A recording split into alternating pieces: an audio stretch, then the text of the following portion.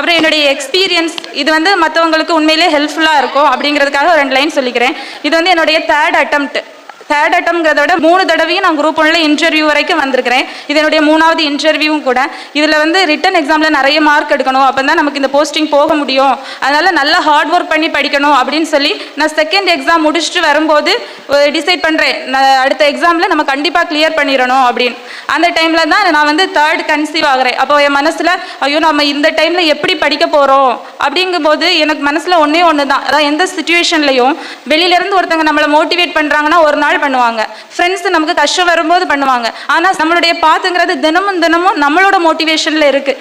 நம்ம வந்து ஒவ்வொரு நாளையும் எப்படி மோட்டிவேட் பண்ணி நம்ம வந்து ஹெல்ப் பண்ணிக்கிறோங்கிறதுல தான் இருக்குது. நான் நினைக்கிறேன் ஒருவேளை இந்த எக்ஸாம் என்னால் பண்ண முடியலை அப்படின்னா நான் என்ன நினைப்பேன், இந்த 3ஆவது நம்ம ப்ரெக்னெண்ட்டாக இருக்கிறதுனால தான் இதை நம்மளால் பண்ண முடியலை, இல்லைன்னா நம்ம நல்லா பண்ணியிருப்போம், அப்போ இந்த உலகத்துக்கே வராத ஒரு குழந்தைக்கு மேலே இந்த பழியை நம்ம போட போகிறோம், இந்த குழந்தை இருக்கிறதுனால தான் என்னால் படிக்க முடியலை அப்படின்னு நான் நாளைக்கு ஃபீல் பண்ணக்கூடாது, அதனால அதுக்காகவாது நம்ம படிக்கணும் அப்படின்னு சொல்லி ஒவ்வொரு செகண்டும் எவ்வளோ கஷ்டம் இருந்தாலும் ஒரு அம்மாவாக என்னுடைய கடமை வந்து படித்து போகிறத விட என்னுடைய குழந்தைகளுக்கு ஒரு நல்ல மோட்டிவேஷனாக இருக்கணும்.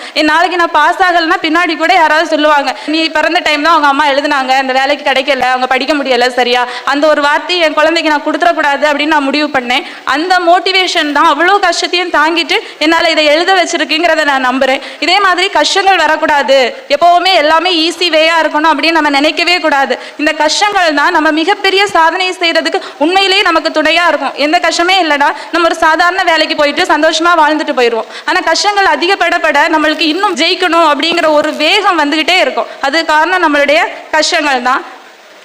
அப்புறம் நிறைய பேர் என்கிட்ட கேட்ட ஒரே ஒரு கிளியர் பண்ணப்போ கேட்ட ஒரு விஷயம், நான் வந்து 3ஆவதா அச்சீவராக இருக்கலாம், ஆனால் நான் வந்து 2 டைம் ஒரு ஃபெயிலியர் தான், நீங்கள் எப்படி அந்த ஃபெயில் ஆனப்புறம் அந்த எக்ஸாமில் கிடைக்காதப்ப திரும்ப மோட்டிவேட் ஆகி திரும்ப அடுத்த எக்ஸாமை எப்படி எழுதுனீங்க, எப்படி அந்த சுச்சுவேஷனை ஹேண்டில் பண்ணீங்க அப்படின்னு கேட்பாங்க.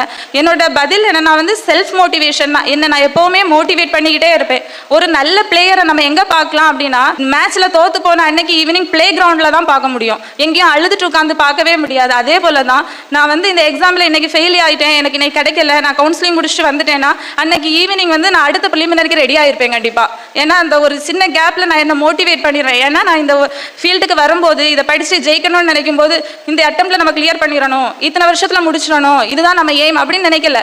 என்னோட எய்ம் வந்து குரூப் 1 அச்சீவ் பண்ணுறது. இதை நான் வந்து எவ்வளோ கஷ்டம் வந்தாலும் எத்தனை வருஷம் படித்தாலும் கண்டிப்பாக அச்சீவ் பண்ண தான் போகிறேன். ஏன்னா இந்த பீரியடோ இந்த லைஃப் டைம் இது வந்து ஒரு எண்டே கிடையாது. ஏன்னா இதில் ஒவ்வொரு இன்சிடென்ட்டையும் அவ்வளோ சந்தோஷமாக அவ்வளோ ரசித்து அனுபவித்து படித்தேன். எக்ஸாம்க்கு எழுதும்போது என்னுடைய பேப்பரில் நான் வந்து ரொம்ப அழுத்தி பேனா பிடிச்சி எழுதுறதுனால என்ன சுண்டு விரல் வந்து பிஞ்சிரும், சுண்டு விரலில் அந்த எண்டு வந்து தோல் பிஞ்சிரும், எழுத முடியாது. அடுத்து கண்டினியூஸாக 2 எக்ஸாம் என்னால் எழுத முடியாது. அதனால் நான் என்ன பண்ணிடுவேன்னா ஃபஸ்ட் எக்ஸாம் எழுதும் போதே கையில் பேண்டேஜ் போட்டுட்டு தான் போவேன். ஏன்னா பிஞ்சதுக்கப்புறம் பேண்டேஜ் போட்டால் தானே வலிக்கும், ஃபஸ்ட்டே போட்டுட்டோன்னா கை வந்து வலிக்காது. அந்த அளவுக்கு அந்த பெயின் கூட எனக்கு பார்க்கும்போது சந்தோஷமாக இருக்கும். என்னுடைய விரல்லாம் காய்ப்பு பிடிச்சி இருக்கிறத பார்க்க எனக்கு சந்தோஷமாக இருக்கும். என்னுடைய இந்த கஷ்டம் வலிகள் எல்லாமே எனக்கு சந்தோஷமாக தான் இருந்துச்சு. அதனால் கஷ்டப்பட்டு வந்தேங்கிறத விட நான் இதை இஷ்டப்பட்டு செய்து வந்திருக்கிறேன். ஒவ்வொரு செகண்டையும் நான் வாழ்ந்துருக்கிறேன். ஜஸ்ட் இதை அடையணுங்கிறதுக்காக நான் முயற்சி மட்டும் பண்ணலை. ஒவ்வொரு படிப்பு, காலையில் எந்திரிச்சு படிக்கிறது, குழந்தைய தொட்டில் ஆடிட்டே இருக்கும்போது படிக்கிறது, சமையல் பண்ணும்போது அதை ரிவைஸ் பண்ணி பார்க்குறது, இது எல்லாமே இப்போ நினைச்சாலும் எப்போடா படித்து முடிச்சிட்டோம், எப்போ புக்கை மூடுவோம், அந்த ஒரு எண்ணத்தை எனக்குள்ளே உருவாக்கவே இல்லை. ஏன்னா என்னுடைய மொத்த பயணமும் எனக்கு ஒரு சந்தோஷத்தையும் ஒரு மன நிறைவையும் தந்திருக்கு.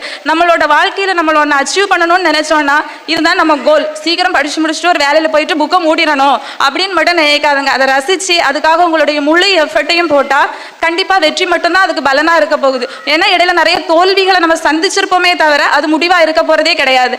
எல்லாரும் படித்து வெற்றியடைய என்னுடைய வாழ்த்துக்கள்.